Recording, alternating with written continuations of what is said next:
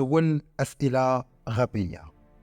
من أحسن المميزات اللي يقدروا يكونوا عندك هي القدرة على أنك تسول أسئلة غبية بلا حشمة. ملي غادي تسول على شي حاجة ما عرفتيهاش غادي يجاوبوك وغادي تولي عارف.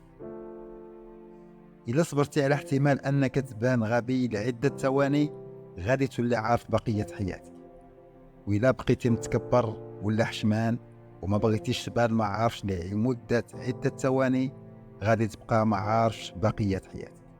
والأغرب الخوف أنك تتحرج وتبان ما عارفش هو في غالب الأحيان كيكون غير مبرر.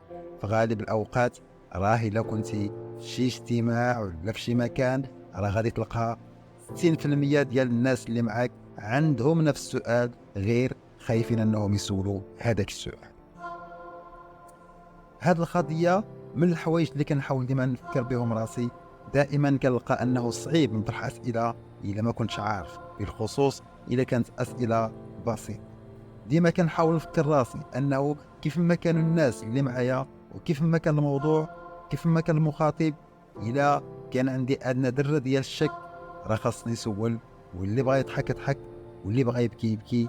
الهدف ديالي أنا هو نعرف ونستافد. شكرا لكم.